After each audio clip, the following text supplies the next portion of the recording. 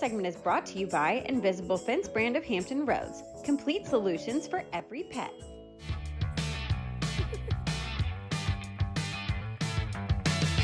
Welcome back to Living 757. Ashley, you know that I love to take selfies and to do. catch the best moment. Now, when it comes to take selfies with my little pets, with my dog, it's super difficult. Luckily for us, today we have Bonilla Pet Studios. They're gonna teach us how to do the perfect picture with your little dog. Welcome to the show, Erin. Thank you so much for having me. I'm so excited to be here. Thank you for joining us. We're so excited too because, like I was telling Ashley, I love selfies and pictures, but work with our little babies, might call baby to my little dog, it's super difficult. Now, your job seems to be super fun. It is super fun, or it's also involved a lot of work?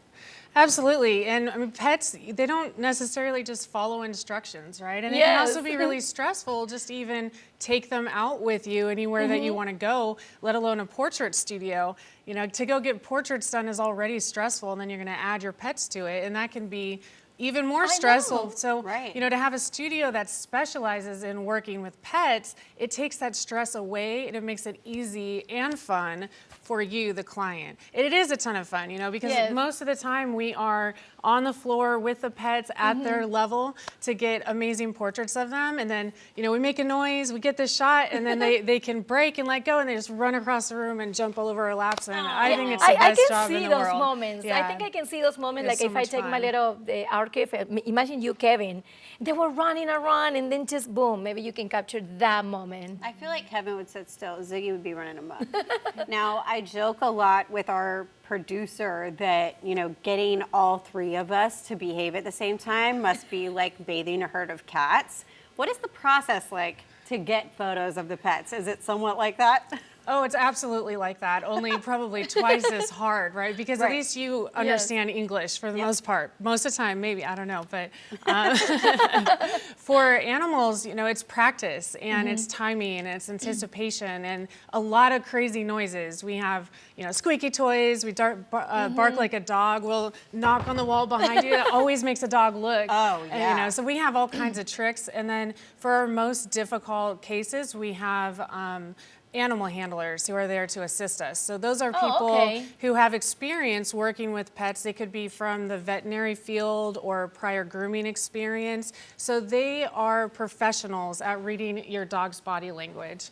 And so it makes it even easier than, you know, just already being a pet studio and photographers that specialize in pets. But then we have an assistant sometimes if we need it to. And that's one of my questions. Like I was about to ask you specifically, like if dogs needs to be trained for that section, because it's super hard for them when they have lights and a lot of things is going on. So now we have here beautiful portrait. Can you just tell us about these two guys here? Yeah, this is Chuck and Larry. Okay. And Chuck and Larry. you know, they didn't sit still either. Nobody sits still. None of the pets that we have sit still. And I think that if they were perfectly trained and we required them to be perfectly trained, then there wouldn't be a need for a pet studio, right? Nice. So, you know, none of the dogs that come in, except for maybe one, will stay. So that's not something that you have to worry about.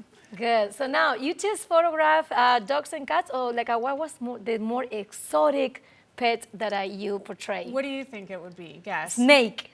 Keep more exotic than that. What Come monkeys? on. Monkeys? Ah, monkeys. I think we might have had a sugar glider at one time, but we've had two horses came in the studio one time. They came right in the front door and down the hall and into the camera room. I couldn't believe it. But I also photographed 9 tarantulas one time. Oh, no. Yeah. I will pass on that one. No, they're so sweet. I mean, they're not dangerous unless you really mess with them. Which you would never do that. Absolutely not.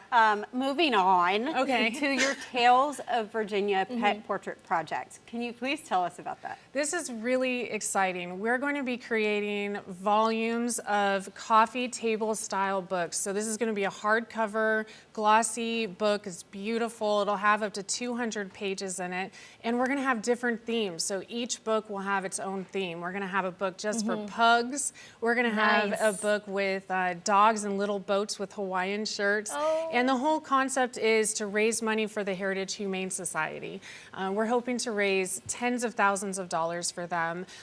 Their shelter is actually bursting at the seams right now with pets that need to find forever homes. And that's our local pet rescue that we want to help out. So when people schedule their portrait session, a portion of those proceeds will go to the Heritage Humane Society. We love that, Perfect. Erin. Well, all the That's a great information project. is right there on the screen. You can go and support this amazing cause. And thank you so much, Erin, for being with us today. Yes. It's my pleasure. They just want to go to our website at bonillapetstudio.com and schedule a free consultation if they're interested in the Tales of There you have Virginia it. book. Yes, thank you so much. Awesome. Thank you so much for joining us. Thank you.